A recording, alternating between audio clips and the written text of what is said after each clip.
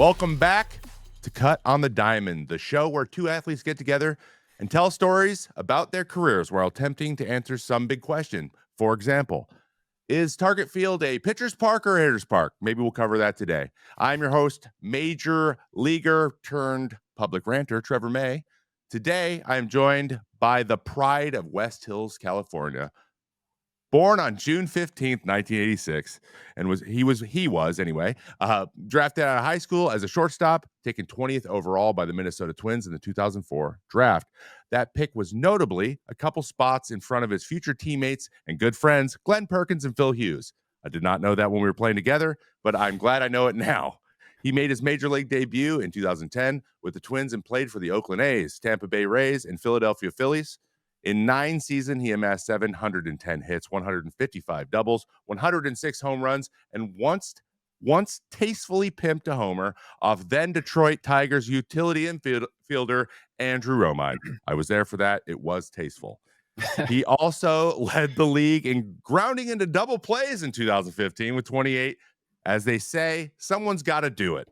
After hanging up the spikes, this man joined John Bowie Media as an analyst and host, and you may see him holding a mic on the Twins broadcast from time to time. A fellow teammate and another guy with the same name as me, the T1 to my T2, Trevor Plouffe is here. Plouffe, thanks for coming on the show. I know it was hard to get us scheduled, but we did it. We're here. What's up, man? How you doing? I love it. What an intro. Yes, one time was my dog's fault, okay?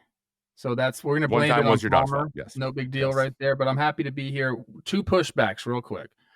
Castaic Lake, California. I was born at West Hills Hospital, but I'm a Castaic guy. It's a source of pride for me. Okay. Gotcha. And then ground and no place. You know, people think I'm embarrassed of that, but I led the league in something, which means, you know, a lot to me. And if you go back and look at the people who lead the league and ground into double plays, it's like the guys that hit the ball hard. Miguel Cabrera's done it. Okay. I believe Harmon Killebrew even did it. So there you go, man. It's almost like the guy who leads the league in stolen bases almost always leads in caught stealing too. It's the way it is. They run the most. Hit the ball hard, and I wasn't fast. So that combination right there, baby. Yeah, you're right. So you got to hit it hard enough to ground into the play. If you're hitting it too soft, then you're just getting thrown out at first, and everyone does that. I remember. I mean, that was trying to beat out a double play ball. I knew I wasn't going to do it, but you have to hustle. It's one of the most frustrating things you can do as a baseball player. You know you're going to be out, but then all of a sudden you just have to run this hard 90. I'm like, why am I running hard? Oh, because if I don't, people are going to talk crap to me. You think about all those things when you're running. Yeah, it's futile. You never feel more hopeless than when you're trying to beat out a double play. It's like me trying to hit the ball in the box. You were there for that for my ABs. I've seen it. Yeah. Probably can't get it out of your mind. It's probably seared in there. It was that bad. Anywho, let's get right into it because I want to talk a little bit about your childhood because I know you played with a lot of dudes and you're friends with a lot of guys who play in the major leagues now.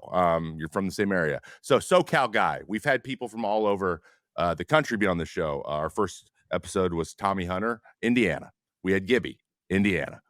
We've had North Carolina.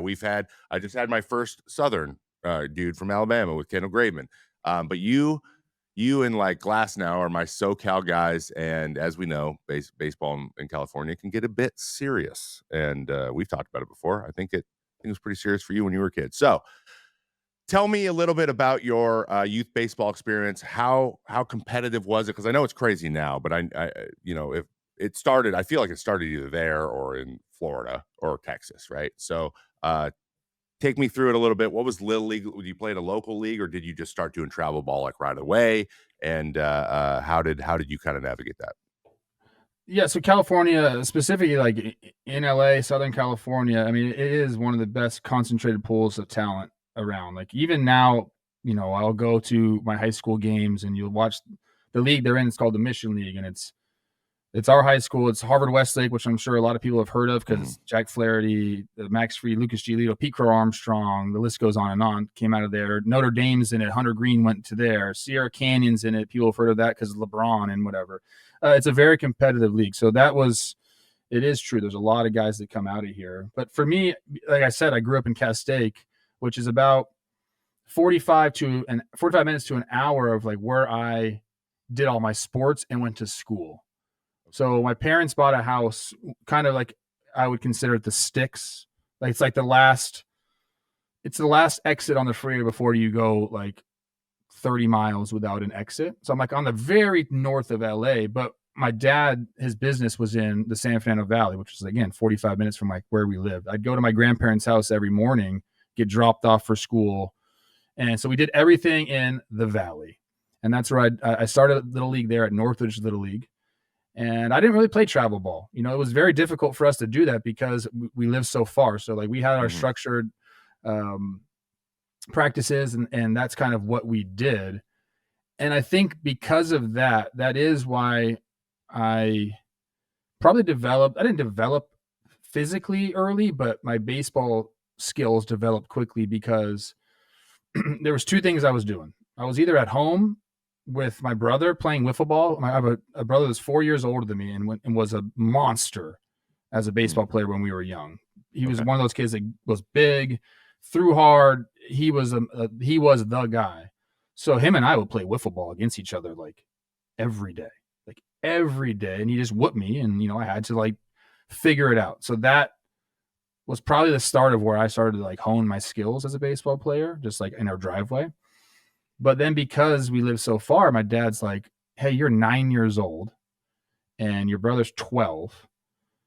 You're going to play on his team because I can't do 2 practices. We live too far. And in Little League, you can do that. There's no age. You can play to your level. So as a 9-year-old, I was playing with 12-year-olds. And, you know, I remember even at that time being like, I don't want to be like the worst guy out here. Like, I don't want these guys thinking like, oh, I'm the younger brother. Like, I want to be a good player. So I had to develop quickly and learn. And if you know, like if you start playing with guys that are better than you, you're going to get better. And that's kind of the start of it, really. That's interesting. So your older brother's name's Marshall, correct? Marshall, yeah. Okay, so you went and you played with Marshall, and I have a brother who's 6 years older than me. My dad used to coach his basketball team. I remember when I was like 10 and they were 16, they actually put me into a game when they were down by like 50 and they just let me shoot. Basketball's a little different, I think, for the age difference, but and it was 6 years. But I totally understand like trying to play up to that level, and that makes a ton of sense, man. That like having to figure it out, especially at that age, and kind of just starting there, and then probably took that with you for the rest of your life. Okay, so you start at 9. You're playing a little bit away from where you live, and you mentioned Marshall was a stud. He was one of those guys. We talk about this a lot on this show. I always want to know who the studs were and like what they ended up doing. But I want to know your age, the guys you ended up playing maybe as you got into your teens. It's time to name drop some guys. Who were some guys you played with that maybe some people at home would already know, who continued on to play in the league? Or is there any names you remember that didn't actually pan out, but were absolute studs in your area when you were growing up? More of those guys, like guys that you think are going to be incredible. And then that bleeds into the minor leagues as well. Like you're playing with these guys and, you know, back in the day it was low A or high A, and you're like, dude, this guy's incredible. And then I don't know what happens. Sometimes it just catches up, right? I don't know what it is. But as far as guys that I played with, you know, again, I kind of just played my like regular leagues. So we went from Northridge Little League to North Valley Youth Baseball, which is a pony league. So then I did start playing with, you know, guys my age. Probably the one that everyone will know is Delman Young, and he was 1 year ahead of me in our schooling, but we ended up playing like on the same travel team together. So, you know, we would go around, and initially it's kind of a funny story. I don't even know how my dad and his dad Larry met, but they became like buddies. And so we weren't playing on any travel ball teams. And then we kind of like put one together. And at the time, I believe we were like 11 or 12 or something like that. If you went to these AAU tournaments, there was like regional qualifiers, and then you'd go off and do the national tournament. And that was kind of it for at least for me and my experience in travel ball. Was like you played AAU and then you tried to go to these national things. I believe 12 years old was always in Minnesota. which is kind of fun. But there was this one guy, he ran a team called the SoCal Angels, Big Ron. And he came up to us and said, "Hey, like, I want you guys on the team. Like, we're going to go and I will pay for your flights. I will pay for your hotels." He was like a guy. I think he owned ATM machines, or I don't know what. Maybe I don't want to know what he did. Big It's Ron. that or like car dealerships or something. So Every yeah, time. he put me and Delman on the team, man, and hooked us up, jerseys, flights, everything. And that was kind of like my first, like, what the heck is going on here? And like, that was kind of the first time I was like, wow, if you're like good, like, people like will like do things for you. Like, what is this about, dude? Yeah. So yeah, we ended up being on a travel team, and I guess like other notable guys I played with, I don't really remember a ton that like would be household names that people would remember. During my high school days, again, this league, Harvard Westlake had two guys, Josh Satin and Brennan Bosch. They both played the big leagues. Josh Satin with the Mets, Brennan Bosch was Tigers. You probably remember it, Brennan Bosch, Yeah, maybe? I remember Bosch, yeah. Those two guys were on our rival team in high school, and so we got to face them a bunch. But I guess thinking back, as far as like big leaguers that I played with, it's maybe less than you'd expect as far as growing up. Wow. Okay. I thought there would be like a ton, but you were maybe I'm missing one of the people. maybe. And if you remember through the show, fire them out, obviously. Yeah. And would you consider yourself? Would you say you were one of the studs around, or were you like maybe? Because there's kind of a theme. A lot of guys are like, yeah, I was like the third or fourth best player on my team, but all the way through, and then I just like slowly kind of got better, and then college was kind of where they blossomed, pretty much to a man so far. But you're a high school draftee with me. That wasn't my experience either. I became the dude like when I was a junior in high school. Were you like at 12 like one of the dudes leading the team in homers, or were you just like you were good, really good?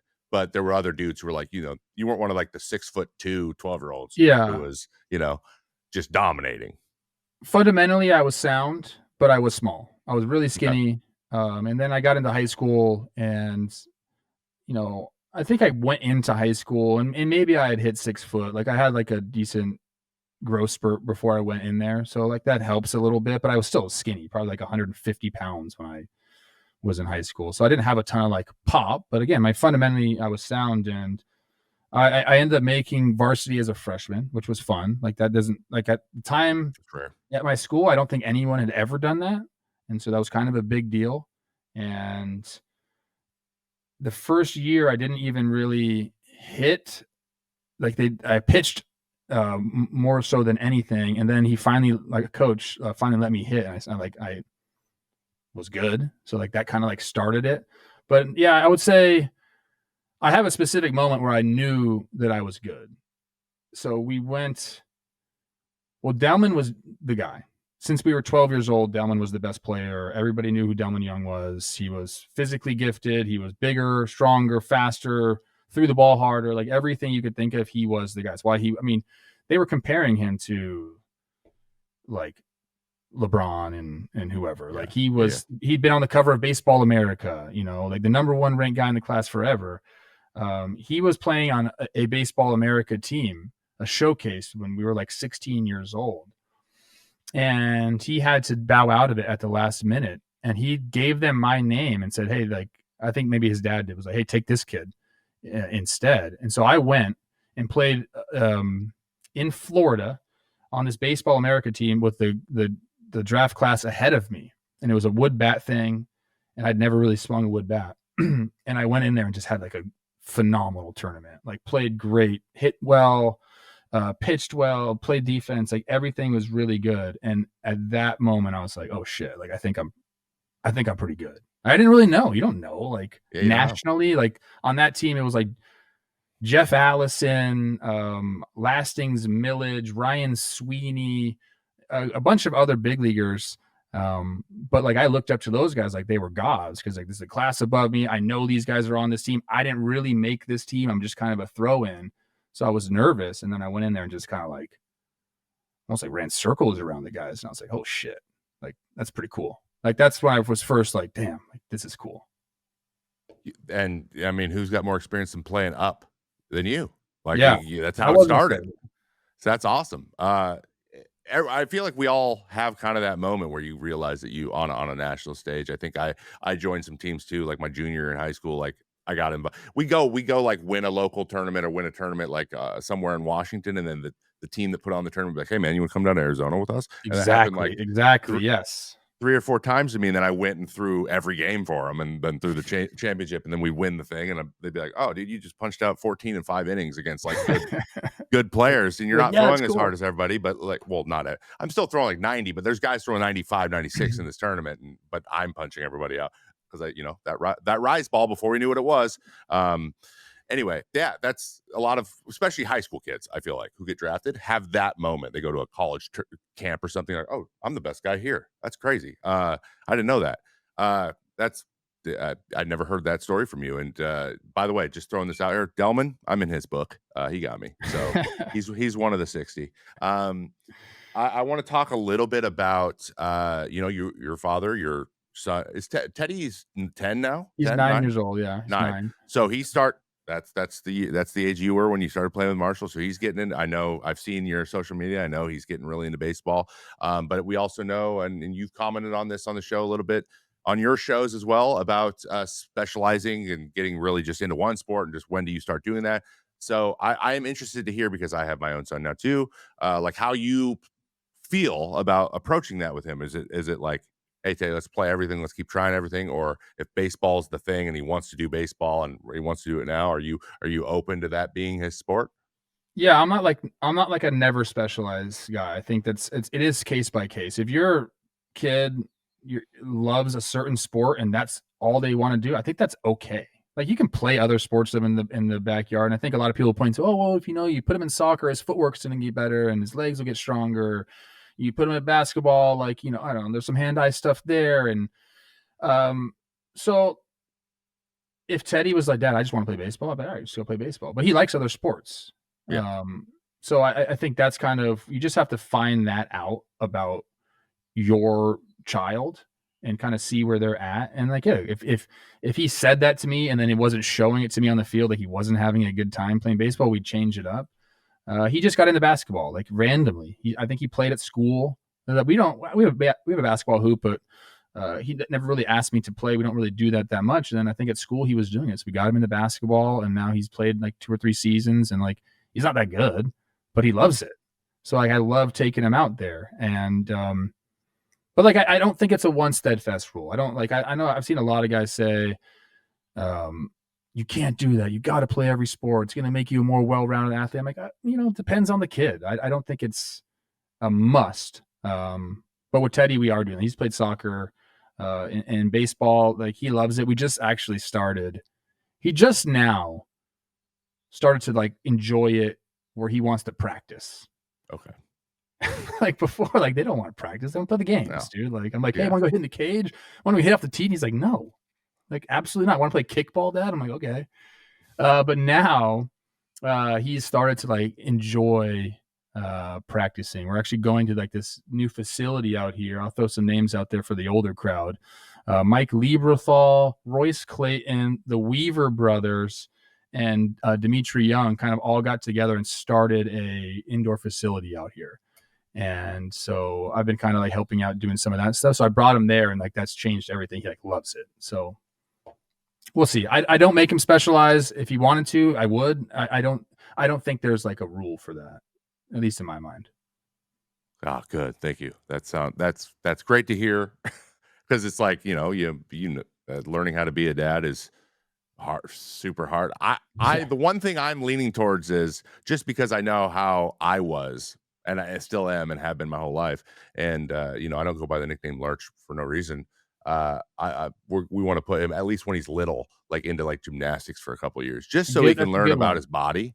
That's a good Now, I one. don't think he's going to be a gymnast. The kid is huge. He might be bigger than me, so there's no way he's going to be a gymnast. But if he can just be able to move his arm and his leg at the same time, that would be great. That's what I'm hoping for. I think that's great advice, actually, right there. Gymnastics for like young kids, so they learn how to like use their body and manipulate it, I think is really Yeah. important. And you don't have to join a gymnastics squad. Like we have a trampoline in the back. Like I got like one of those foam box jumps and I'm not out there like, hey, Teddy, you need to get your 24-inch vert today. I'm like, here's a foam square, like go play with it. Like that all that stuff kind of takes care of itself as their kids. But I do think gymnastics, like if you're like one of these parents that I got to get my son like locked in and dialed in, I think gymnastics is awesome for that. Just because you don't have body control when you're a kid. You're weak. You're like a little deer out the Yeah. womb, man. Like they don't know how to use their bodies, but gymnastics definitely tells them that. Yeah, helps them learn. You have a use case to learn, like a reason to learn that stuff. Yeah. Or sometimes you just never do. Like some kids never do anything, and then they're deers their whole lives. And it's You just don't want generally that. you don't want that. Just I in tell general, for Teddy just that too. general health. I'm like, hey man, like I don't want to get too much into this. You're 9 years old, but there's just some things that a guy's got to know how to do. Yeah, Like exactly. you got to know how to throw a football. Like you know how to throw a football. You got to catch a football. Like you probably need to like know how to golf a little bit. Like there's just certain things you just got to know how to do. You don't have to do them all the time. And so like I'm working on with that. And I think I don't know if that's good advice or bad advice, but that's what I'm doing right now. Hey, you got to be able to. It's like you got to get enough to pass in a pinch, right? Yes. Everyone's like, oh, we're gonna go golfing. You're like, I know how to club. I have a general understanding of golf. Are you works, going so through that I'm now? comfortable Now doing that you're not playing anymore, now it's like golf, tennis, pickleball, bro. That's skiing. Dude, skiing is the one Kate wants to do. Kate, she was a huge skier. I've been once. Skiing's the best, bro. I am obsessed with skiing now. I probably will get really into it. But yeah, now so you went one time, like one day, or like a trip. One day. Well, she was part of a ski club growing up. Like, dude, it is intimidating because she can go do a double black diamond, just roll out of bed and do it. You'll get there in no time. My first day, I fell 50 times on the bunny slope. I had no idea what I was doing. Like they just dropped me off on this mountain and everybody else went up. But then you get it. I am obsessed with it. So yeah, I totally understand why it's so fun. Like it makes tons of sense. It's not like I'm adverse. It's just like one of those things. Like, am I ready to be that bad at something for a while? And I'm like, no, not yet. 1 day, 2 days, you got it. I'll do it. I'll do it soon. Pickleball is inevitable. The place I live to right now, there's clubs and tournaments, and our neighbors are like, I have a neighbor I have Todd, the neighbor, who's like, oh, you play pickleball, and he's in construction. Todd's in construction. He's a cool guy, but he wins the pickleball tournament every year. So he's just like trying to recruit me to maybe be his partner sometimes. I'm like, dude, I think you're confusing pitching with like other sports. Hey, baseball athletes are the best overall athletes. Okay, everybody knows that. Even pitchers, I'll lump in there. I will say this. Now we're just talking about life, because you and I are same boat right now. Yeah. I'm out on pickleball. Really? Pickleball's for when you're way older, bro. You're too young to be playing pickleball. Play tennis. Okay. Tennis is a real sport. Pickleball, it's a people might not want to hear that, but that's the truth. No, you are right. Tennis is the much harder version, the much more athletic version of pickleball, for sure. Pickleball is what you do with the margarita in your hand on vacation. All right. That's my take. I mean, I'll be honest. I'm not playing a lot of sports yet, though I do play in a wiffle ball league, which that was a rude awakening because I'm like one of the worst players in the league, and I hate that. Drives me crazy. So now I'm out here. Play some blitzball with us, man. Dude, I want to. If you weren't, it wasn't New York City. I go there New enough. Jersey, all right. All right. Well, I'm going to be flying into very close to, if not New York. So I do that plenty of times. I'm about to fly in there 6 times this summer. So maybe we can stay for MLB Network stuff, right? Sunday Night Baseball. Oh, we do it in studio. Like we had a game with the Mariners last year in Seattle. It was literally like 3 miles from my house, and I had to fly to New York to cover the game. Love that. It sucked. But it's a lot of fun. Yeah, I do it with Mike Petriello and Kevin Brown, and those guys are awesome. Love that. We get to be nerds together. Anywho, all right, moving on. Let's talk a little bit. Let's get into the draft, and then moving on past that. You were a first rounder as a shortstop, but you were 12-1. You mentioned you pitched mostly, and then you started playing the field. 12-1 with an 0.71 ERA your junior year. Not too shabby. So like, was there interest as a pitcher to be drafted? Why not two-way player? Because everyone's doing it now. And kind of a third little part of this question: at any point in your career, did you contemplate pulling a Joey Gallo and just giving pitching Oh my a God. shot? I'll answer the last part first. Yes. Struggling as a hitter is one of the darkest places I've ever been. So, yes, I thought about that many times.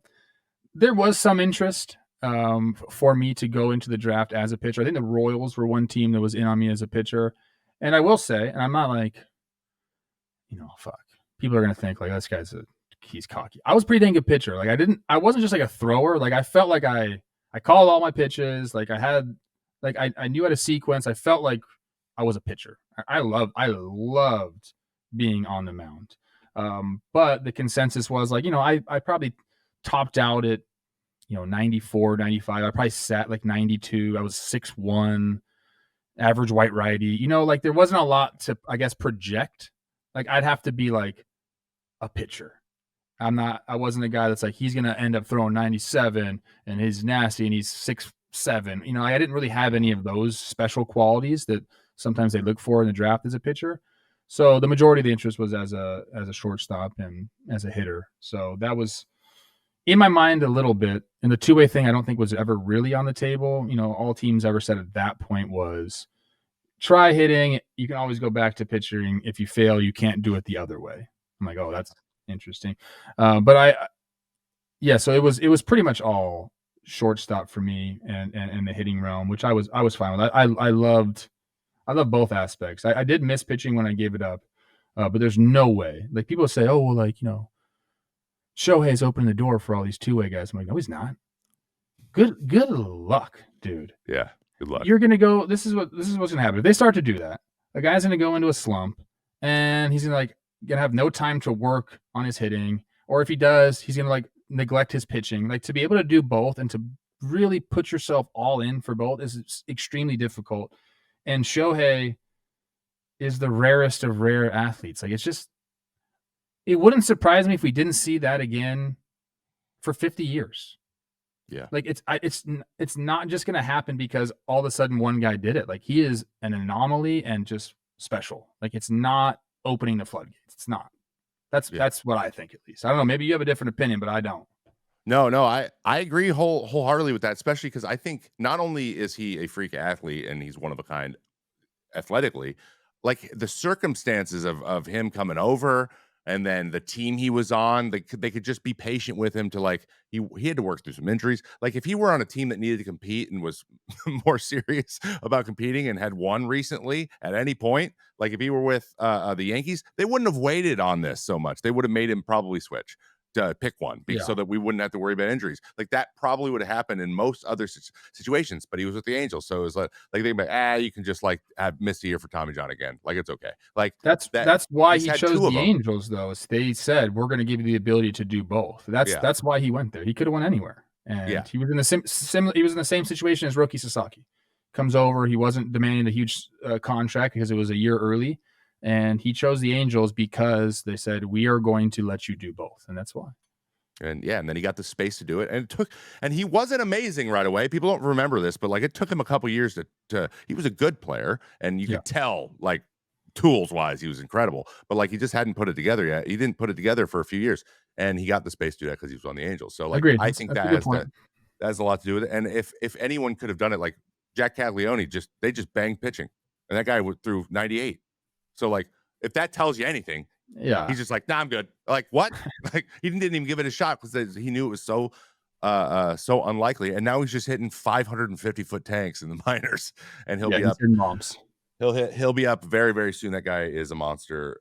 Also, I saw him in person. I was like, oh, dude, he's like my size. That's a big guy. Speaking of the minors, you and I come from a lost time where high school draftees actually stay in the minors for more than 3 months.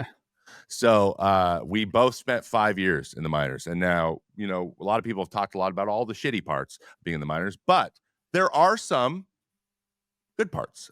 So I'm interested here in your half a decade of bouncing around in the bushes. What's one really thing that you truly did love about being a minor league player? Oh man. I love the travel aspect of it, even though it was grimy travel. Like at that time, I hadn't really gone anywhere. Like all my vacations growing up were for baseball tournaments. Like I'd never been out of the country.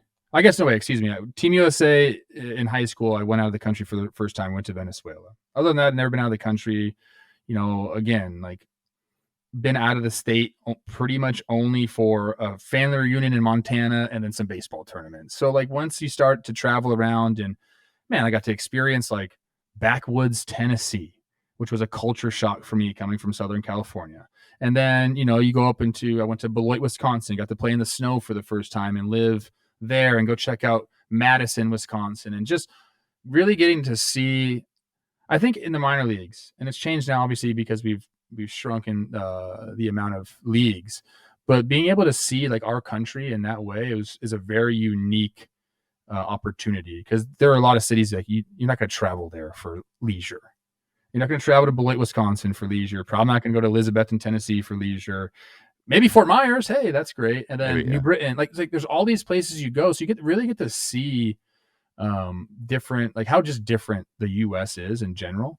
And I really love that aspect of it, and I like that, and I liked playing with guys from different backgrounds, and meeting dudes from these different parts of the country, like hanging with Southern guys. I never did that. You meet some Southern guys, like I love Southern guys. They're hilarious. And you meet guys from the Northeast, and they're brazen and have a chip on their shoulder, and like they're just a little colder because they grew up in the cold. Like there are like stereotypes and personalities that you encounter that I think are really cool.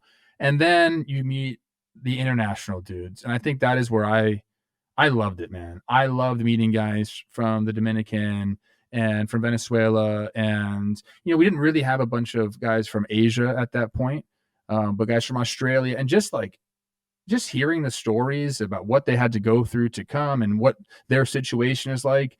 And I actually really, I gained an appreciation for the US at that point. You just don't think about it when you're younger. Um, but you gain an appreciation for the diversity that we have, and then like the opportunity. Like you talk to any Latin player, man, and like all they want to do is become a US citizen. Yeah. So like you start to realize that, man, like we kind of like got it pretty good here. So like I just meeting people from different backgrounds, and you're all kind of like working towards a similar goal, and you're around each other so much, like you have no choice but to immerse yourself in a bunch of different backgrounds. And I think I'm the kind of person that likes to, like, if I see somebody and he's got like a quality that I really enjoy, like I try to like emulate that and try to like take little different parts and pieces. And I think it maybe become like a more well-rounded person playing with these guys, and just understanding like, damn, like I didn't think I was privileged growing up. Like I didn't have a lot, but like shit, just from being born here, I have a leg up on a lot of people. So like it just made you really think about stuff like that. And I enjoyed that aspect probably more than anything. Very well put, man. It is truly a melting pot down there. You do get exposed to different cultures, and yeah, sure, there's some things that sometimes you're like, "Hey, man, I wish you'd put some headphones in. I wish you would, turn your music off at 2 in the morning on the plane or on the bus." But Oh, bus for trips. the most part, though, you're all in it together. You're all experiencing the same.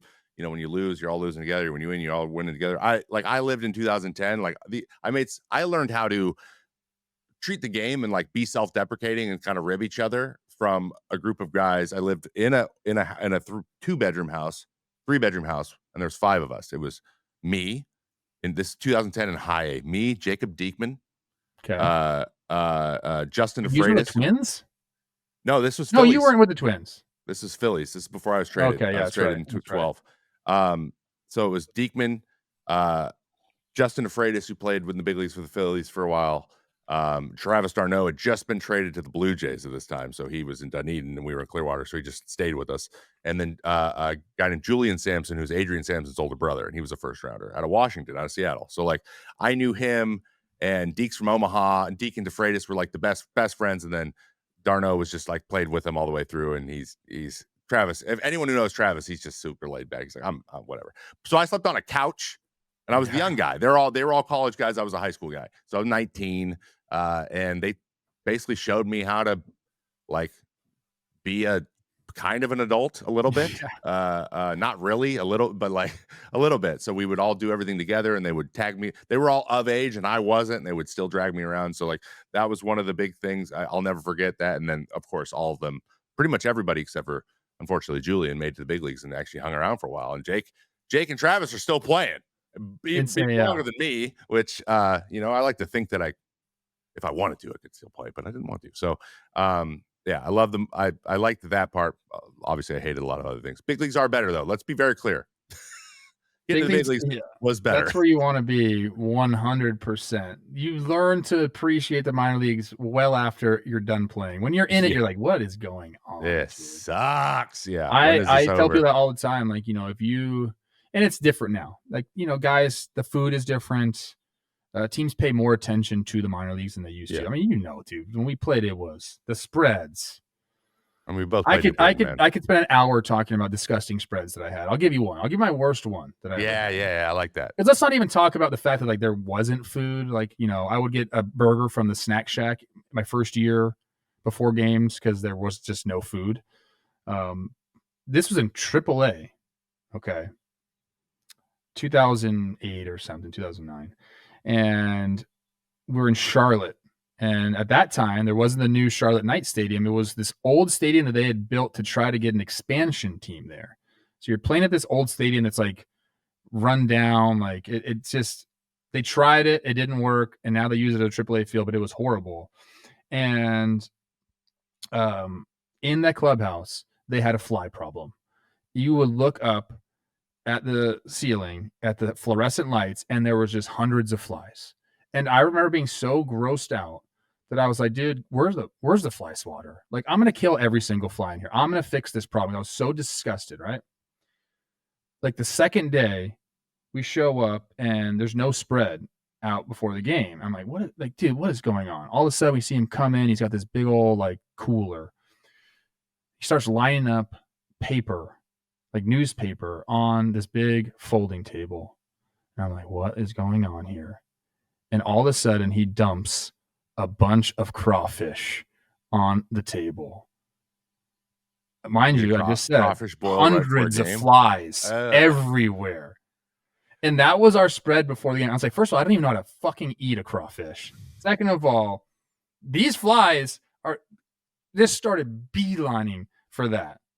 And that was our spread. Nobody touched it. The flies did. The flies had a great meal that day. It was disgusting, bro. You didn't say where this was, did you? Charlotte.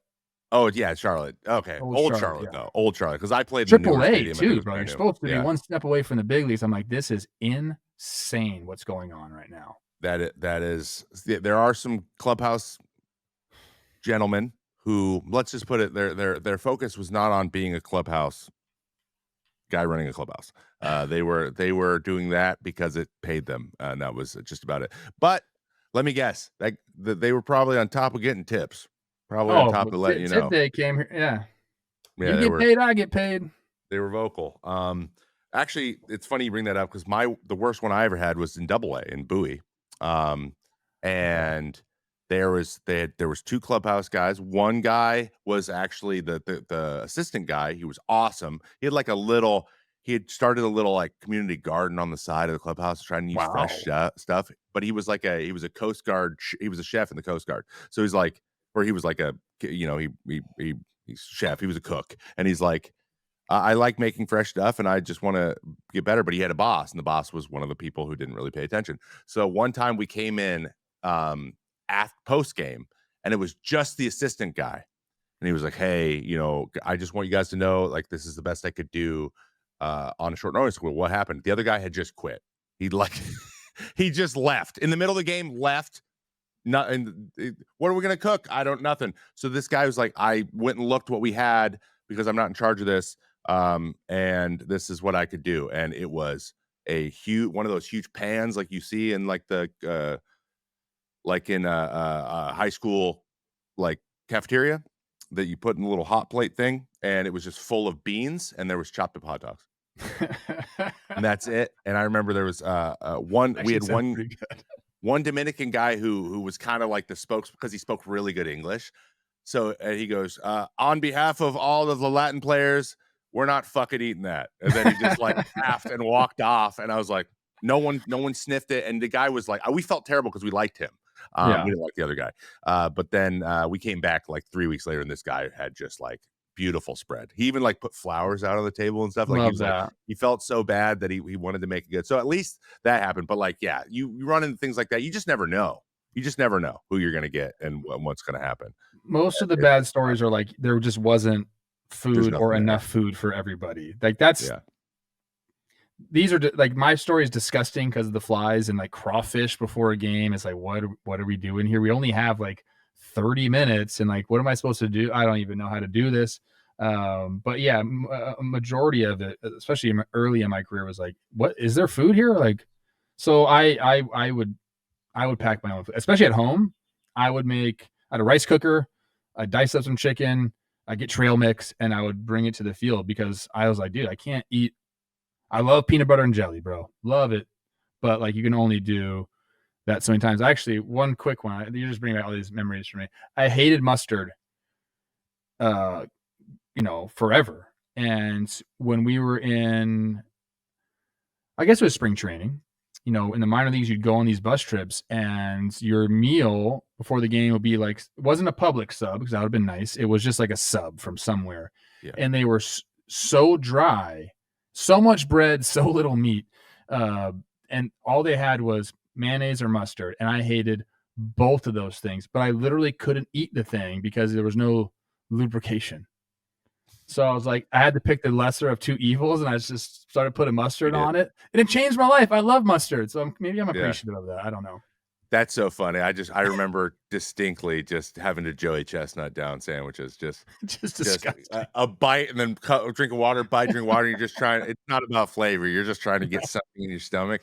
Yeah, and then You're gonna baked choke on all that lays, bread, dude. and then baked lays. It just turns into a paste in your mouth too. Ah, God, never again. I'm never gonna touch those ever again. Ugh, gross. Okay, let's get out of the minors because we got to talk a little bit about the big leagues.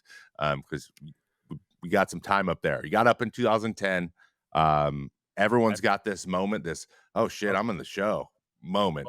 Who do you remember when that was? Like, was there a picture you're facing? You're like, dude, this guy. Like, I got to figure this out.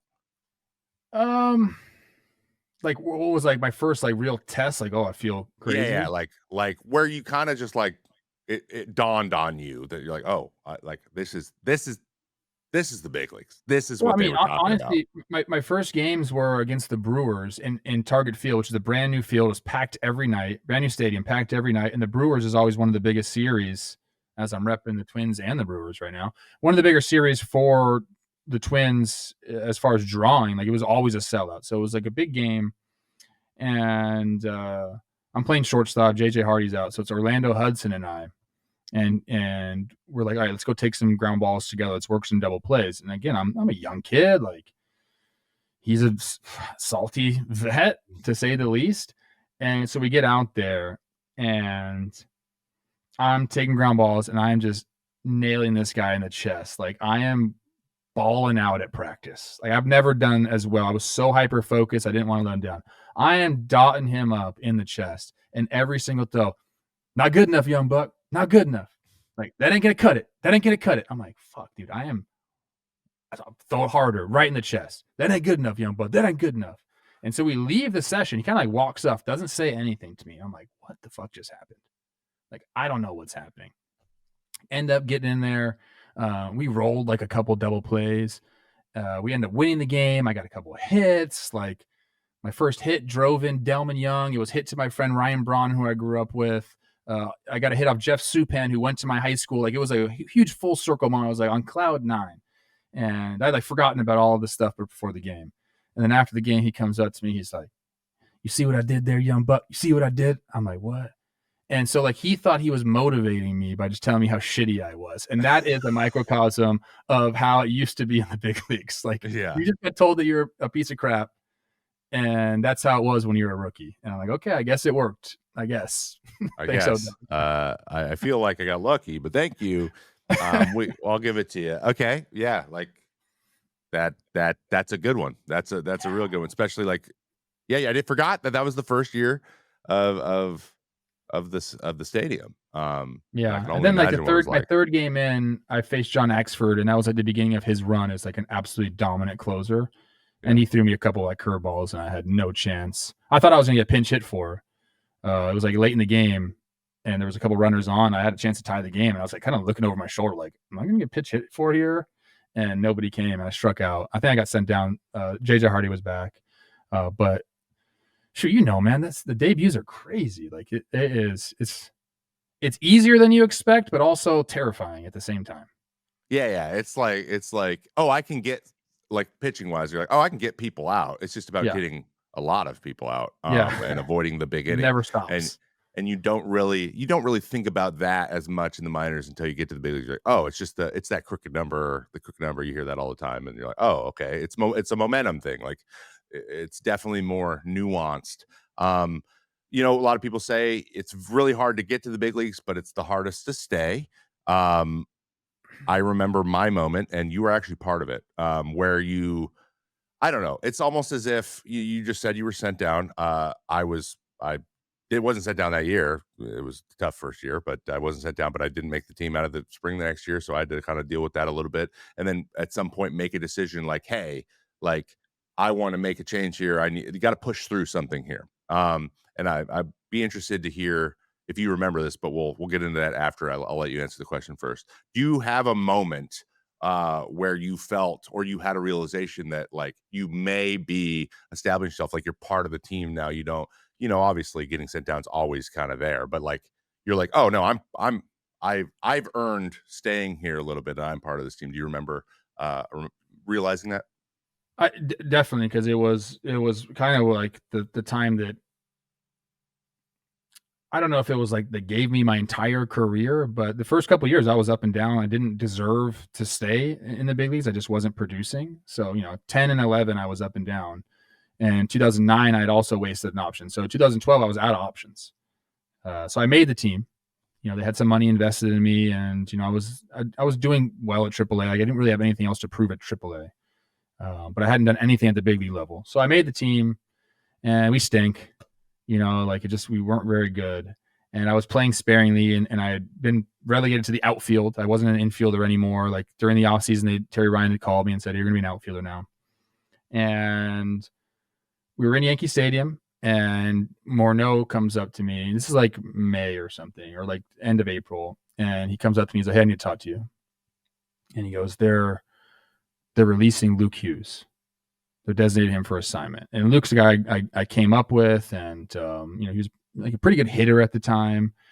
And I was like, "Oh shit, like that sucks. I need to go talk to him." He goes, "No. He goes, "Listen." He goes, "It was almost you." And I'm like, "Oh shit." He goes, "Yeah." So he goes, "It's time. Like you need to figure some stuff out." He goes, "You're going to be with me now." And from that day, I started working with Morneau and kind of like trying to do his routine. He's very detail oriented, and he kind of like took me under his wing there. And I remember that feeling, like a very sinking feeling in my heart when they said it could have been like it was almost you. And then like, where do you go after that? You get designated that Yeah. early. You hadn't shown anything with the big leagues. Now all of a sudden you're not on a 40-man roster. Maybe someone takes a chance on you, but it wasn't me. And so spent a few days doing morning's routine, and then at the time, the starting third baseman was Danny Valencia, and he wasn't playing really well. He had a really good like rookie year, and just wasn't performing. And so they sent him down. And then I think somebody else got hurt, and they really had no other options, so they put me at third base because I had infield experience, obviously. And I don't know, man. Like I think it was me really hyper focusing because I was scared that I was going to lose my job at any given moment. But I hit a homer, and then I played the next day and like hit another homer. And I went through a month after being absolutely terrible. It was that June. It was like in May into June, and I hit like 12 homers in a month or 11 homers in a month. And all of a sudden, I was the starting third baseman. They traded Danny Valencia away, and it happened that fast. And I feel like I owe that stretch to like almost my entire career because I established myself at third base. I gained confidence that I could actually produce at the big league level. And then it just gave me staying power. And I ended up, I was a third baseman for another 4 or 5 years in Minnesota. And it was all because like I got hot, man. And I went off and I proved that I could do it at the big league level. And that moment with Morneau was my moment for sure. Man, I didn't know that. I only got to play with Morney for a couple months, but like that completely tracks. It's pretty amazing that he took you under his wing like that, because guys Right. like that don't have to do that, right?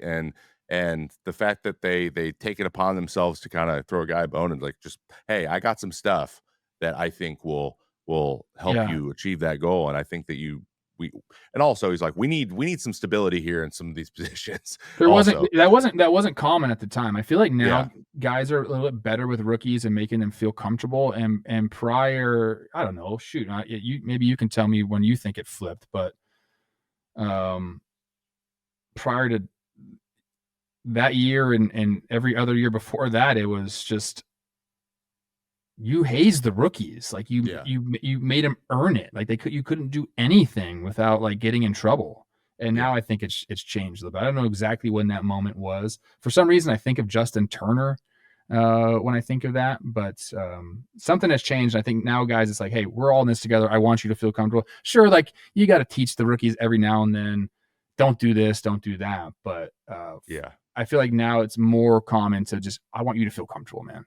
Yeah. I think that truly died, like the super hazing where you will like want guys to like retreat into their shell and then come out of it, like, and watch that metamorphosis happen. But like then COVID happened. I think that literally teams are just like, we don't have time for this. We need you to be good right now. Like, who knows what's going to happen, right? We had a lockout. We've had all kinds of stuff like interrupting play, and it wasn't so, I don't know, wasn't such a slow burn. I think things are happening. Careers are shorter.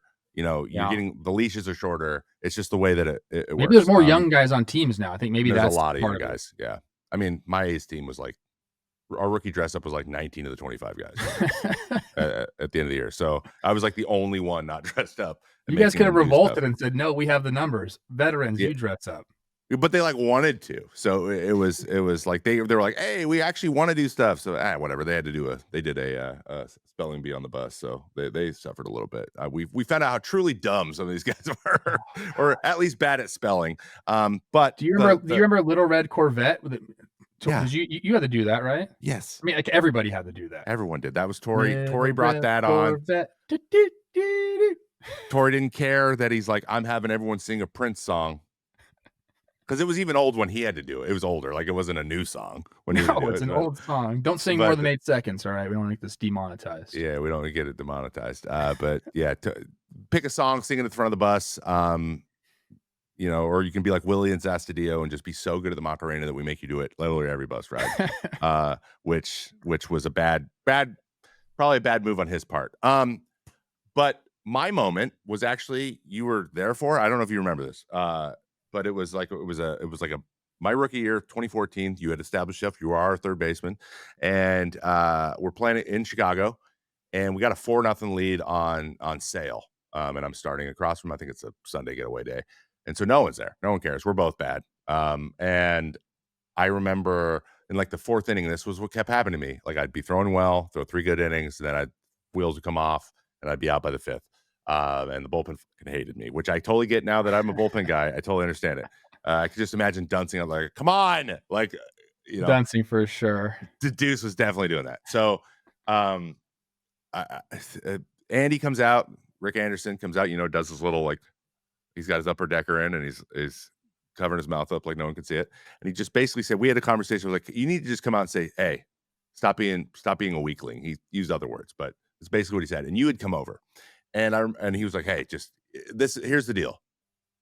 I gave up a couple runs. Connor Gillespie had a double. There's nobody out. The guys in second, third. They scored 2 runs. It looks like it's happening again. I'm going to be out of this inning if I don't get out of it soon. And he's like, hey, just figure it out. And you came over like, hey, man. And I don't know if this is word for real. Like, hey, it can keep going the way it's going, or you can just sack up and get yourself out of this inning. It's up to you, man. Do you want to give up any more runs or not as you're walking back? Like, literally, you just had to jog back. And I was like, I mean, it's that simple. Just like, make a decision. Make a decision. You look like you're indecisive. Just be decisive. And then I punched out the side on the next 10 pitches. And I remember like, let's go. And it's like a day game. There's like 50 people. Like nobody cares. The other dugout's like, it's September. We're both 20 games under 500. And this rookie is freaking out. But I was just like, dude, we got Sale. I have a lead. I can get my W here. I ended up getting through 5. And we did beat him 4-3, which was great. But I remember that a switch flipped. Like I got mad. I was like, I am tired of this. This has been 9 starts. I'm tired of this. It's embarrassing. I'm embarrassed.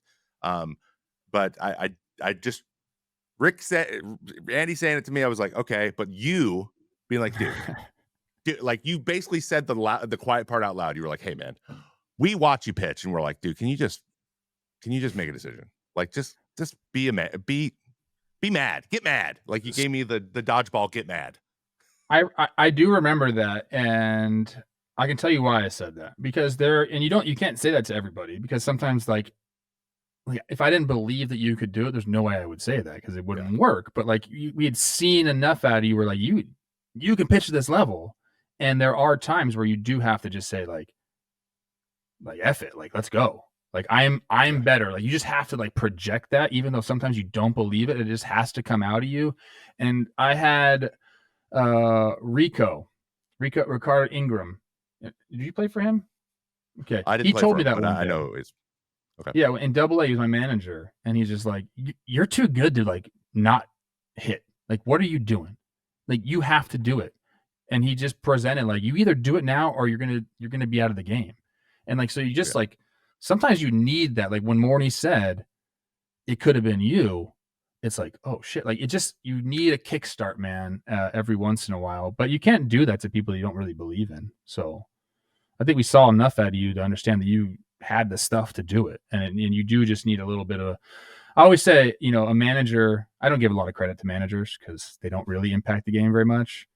But one thing they can do is understand different personalities. Some guys need some love, and some guys need a kick in the butt, and it can change on a given day. But you have to know when to do that. That's one of the biggest things a manager can do is learn how to motivate individuals. And yeah, I mean, you're like a nice guy. Yeah. But I think that and tell me if I'm wrong, I feel like you had to learn how to be like aggressive and like think that you're better than everybody. Like you had to learn that. Yeah, or maybe everybody has to do that. Yeah, to harness that energy at least. Mm-hmm. Like it's weird. Like you've asked me, like, are you really good? I'm like, yeah, I'm nasty. Like I knew that, but it wasn't like I didn't have a place to go to like harness that. Where basically, what I had to do is convince myself that guy was trying to say that I wasn't. Like have some pride. It really came into have some pride, man, because people are coddling you. We shouldn't feel like we have to coddle you. And I just kind of looked around and I felt like no one would like look at me in the eye. Everyone's like, hey, like they're like, you might be gone soon. Like it's just I don't know if you're gonna figure it out. And not that anyone's really thinking. I just saw that because I'm in my own head just running laps. Sure. So it meant a lot for someone to say it, be like, hey, man. So it said, hey. That is happening a little bit. We do think that a little bit, but it doesn't have to be that way. That's basically what I got. And I'm like, oh, I just have to decide. And then I did. And then I basically pitched like a cage animal for the rest of my career. And it worked.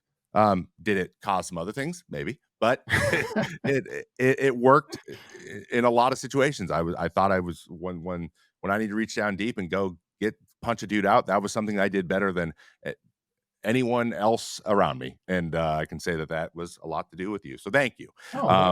I do appreciate Some guys need to go the other way, Trev. Some guys need to be brought down a little bit. Just relax. Like some guys are too intense all the time. You are right, though. As managers, if they are really good, that's one thing that I love about Rocco is he is like, he knows people really well. He's a people dude. And honestly, when Wes Johnson was there, he blew me away on how well he knew guys and what would motivate them. And I love that. Yeah, like, and that's, they're brilliant guys too, but like just in terms of understanding who they have, what they're working with and what people need like that. I think that's the most valuable thing a coach and just in general can have. All right. We're getting a little bit high on time here. So like, I want to hit some rapid fires. I have a little bit of fun. And most of it's going to be the baseball reference stats that I mentioned before we started this. And we'll go quickly through it, but I do have before that one quick one. Give me a pitcher you owned and a pitcher that owned you. Ooh, Bruce Chen I owned, and also Francisco Liriano. I was a big lefty lover. Hit like 4 homers off Liriano and 3 off Bruce Chen. Pitchers that own me: Max Scherzer, Justin Verlander, any Mariners pitcher, Ubaldo Jimenez. Any Mariners pitcher. I remember one that you said specifically, and this is in his guy's prime, and I think he punched out like 14 plus against us like 3 straight times. Corey Kluber. You were like, dude. I remember one time you came and you're like, guys, I have no idea what to do against this guy. But like we had like one hit. Like I'm like, nobody does, man. I actually hit 3 homers off Corey Kluber. My numbers are not bad, but I'd never Really? every time I hit a homer off him, I'd be like, what? Like I felt horrible at the plate against him, but somehow I got hits. I don't know. Well, that leads us into these rapid fires. This first one makes a lot of sense. Okay. According to Baseball Reference, splits. Did you have a higher batting average against righties or lefties? I know I hit lefties, but I'm going to say lefties for sure. It's righties. You hit 243 against righties. Batting average higher. The slug was by far better on lefties. Slug was better, but your average was better. I thought it would be a little bit different too. And honestly, they're very close, which that's also pretty rare. Were you a better hitter in the first half or second half historically? OPS plus. I'm going to go by OPS plus. Yeah. Second half. First half, 105 OPS plus in the first half. How? You'll find out. All-Star break is half? Yeah. I feel like June was my best month, so maybe that tracks. Most productive month. You think it was June? I think it was June. It definitely was. When's your birthday? Right in the middle of June. June 15th. I hit some homers on my birthday, yeah. Yeah. Which that tracks. So yeah, you always it's actually like you hit like 260 in June as your career. Like it's like your best month, like by a lot. I think you have your most homers in that month too. Spot in the order. What was your best spot in the order? Ooh. I kind of moved all around. I want to say I was probably most comfortable like 5th. 5th. 4th to 6th actually are by far your 4th. I mean, obviously that get some runners on in front of me. The pitcher's not feeling so comfortable. Yeah, but 5th was very comfortable. That tracks. That's what I would have guessed. And you actually, just a little bonus, little tidbit here. You hit in every spot of the order in your career, but you only did lead off once. I think you punched out. I don't know why. I might have like came in injury replacement. I think maybe. You only had one AB there, but everywhere else is got a good amount of ABs. Pretty much everywhere else. Were you better when you swung first pitch or took? So my dad always, when I was growing up, he would always say, swing first pitch. That was like his thing. Like if there was anything he ever told me to swing first pitch, I have no idea on this question. I'm going to say better when I swung first pitch, but I don't have any idea. By kind of a lot. Yeah. You were much better swinging first pitch. Like the splits with like counts, which these are obvious, so we didn't put them in here. But like when you, the lower number of pitches in the AB, you hit a lot better, and obviously fastballs. The Phillies told me that at the end of my right before I ended up really hanging them up. They're like, you need to be more aggressive in 2-1 counts, specifically. And this is the first time I felt like real, that's not even real data, but that was the first time someone had used actual statistics to help me in hitting. We did not have that with the Twins. No, when I was there at least. But yeah, so I get that. What about inning? What inning was your best hitting inning?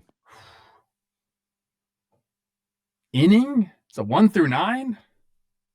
I'll go second time through. So give me the 3rd inning. 5th. It's also the 5th. Okay. Surprisingly. Yeah, it was kind of by a lot.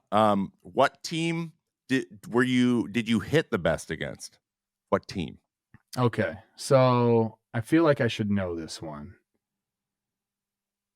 And we're doing specific numbers of at bats, because I feel like that can skew it a little bit here. Well, I'll just give you a hint. This team is out, not in the Central. Yeah, so I would say you hit against all the time. If I had to guess a team that I hit well against, it would be an AL East team, and I want to say it was the Red Sox or the Yankees. I'm going to go Yankees though. Orioles, okay. Your career triple slash was 289, 356, 486 for an 842 career OPS in 41 games. That's not a little bit of games. That's a good number of games. Who I did it against. YN Chen was there for a little bit. I know I plumped him, but they didn't. I don't know. I have no idea who I got all those hits against. Yeah, you just played really well against them. Who was your worst against? What team? Oh, I know this one. It's either Tampa or Seattle. It's one of those two teams. So Tampa and Seattle are both right behind one other one, but they're all close. Like these three, you could say all three of them. Okay, Oakland so A's. Tampa, Seattle was bad, but that's the Park's fault, not mine, Trev. Yeah. Okay. I mean, a little bit. Yeah. Tough against Oakland. Tough against Oakland. Oakland too. I mean, that makes sense.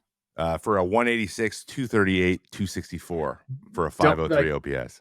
We just did this on my show because we're talking about Park Factor and like we're talking about Seattle, and yeah, it's more of a pitcher's park than Coors is a hitter's park. It's like it's crazy. So we looked at my numbers there and at the Trop because Willie Adames was like, I can't see at the Trop. He went off as soon as he went to the Brewers, and my numbers at both those stadiums are atrocious. So I'm chalking it up to that. And unfortunately, played for two of those three teams too. Had to go be home there. Last couple day or night games. Day games. Day games for sure. Definitely better in day games. What stadium do you have the best statistics in? And I'll be honest, I've done this 3 times with myself too, and it's been the same stadium for all 3 of us. Which stadium? This one is in division. Was in division. It's Target Field. Target Field was second behind guaranteed rate Chicago White Sox. You raked there. Oh, okay, yeah, I could see that. And that's where those were my best numbers, and Graveman pitched the best there. That's crazy. I don't know why. That park is it's like not a pitcher's park, and it's not really a hitter's park. It's kind of both. It's kind of even. I think it's just because the White Sox just aren't good very often. Yeah, kind of. Why? Kind of. Probably why. I'm trying to think who I did my damage against then too. Hector Noesi a little bit, a little John Danks. Okay. Yeah, I remember you getting Noesi a couple times. We just raked him in general. Well, yeah, that was rapid fire. I have one last one before I let you go. You are now a member of the media. This is something that I've not got to ask anyone else because no one else has been a member of the media. What is your opinion of the media change since you what's the biggest thing that has changed in your head since you become a media member as opposed to being a player? Because players we have opinions on media members, and some things have changed in my head. I want to hear if anything's changed in yours. There's more media now. I think that's number one. More people with opinions. Now, you're getting opinions from like literally everyone, fans included, that you can see, and people that tell you that they don't look at their social media and their comments. Like most of them are lying. Like you're gonna see someone telling you that you stink. So that's not really considered media, but I think more. Yeah, it's more and more access every single year, which I don't like necessarily love. I feel like there is something about intrigue and mystery that like plays up and like makes people feel like shit. Hey, let's know everything about this guy and the personality. Like that's good, but at some point too, I think that's too far. Yeah. Like I don't know. So I think there's just more. I don't know. I don't really know. I don't really have an opinion on that because I've been out of the game so long now. But when I do go broadcast,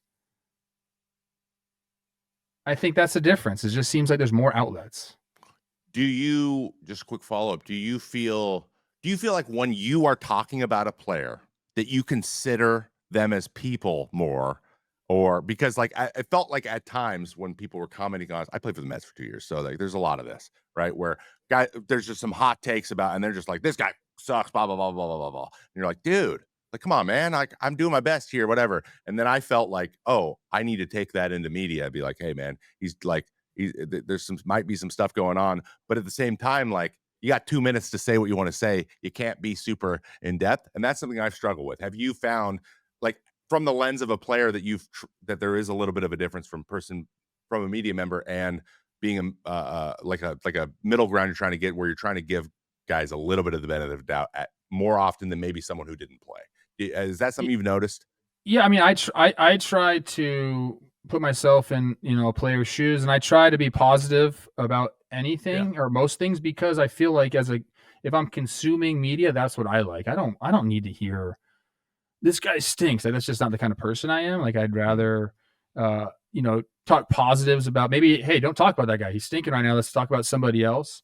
But I do think because we have more access and you're hearing guys mic'd up during the games. Everybody has social media now, so you are getting to see, hey, this guy's got a family. This guy just took his son for his birthday. It becomes a little bit more personal. So I think people try to now understand that you don't put them up on a pedestal as much. I think there's a little give and take with that. Like I said, like sometimes a little intrigue is nice. But yeah, I mean, like, okay, for during broadcasts, I try to be as positive as possible because I felt like we had some guys that were negative. I've also realized that sometimes you got to be that way because you're not doing it for the players. You're doing Like, it for you're the doing fans. it for the fans. Yeah. And the fans want to hear what they're thinking said out loud. So like when the they Twins want you are to feel the stinking way it they up, feel. Yeah. when the Twins are stinking it up, sometimes you have to like say, yeah, like this is not going. I do not agree with that decision. You can do that in a tasteful way. But my mind's changed on media that way where like as a player, I was like, dude, F you, man. Like you don't know how hard the game is. You don't know what you're talking about. But then now like you realize like Dick Bremer saw more Twins games than I'll ever see. And he was a huge fan and he was really voicing kind of what maybe the collective was feeling. So I have a little bit more, I gain more respect for that aspect of it as I join media. I still don't do it myself very often. But I think that's changed for me. Yeah. Yeah. It's like you get it more. You're like, okay, I should have maybe understood this a little more. It wasn't for us. If they did it for us, no one would listen to them because it gets old. Yeah. When people don't have that experience. Agreed. I feel the same way. That's very well put. That concludes it, man. Thank you so much for being here. I'm just going to take us out. Guys, everyone at home, thank you so much for listening to the show. Thank you, Trevor, for joining us. As always, please make sure you give the 5 stars. Don't do anything less than that because it's rude. And also leave a comment if you can. If you're on Spotify or wherever else you listen to podcasts and that's an option, please do so. Let us know what you thought and who you maybe want to hear on the show in the future.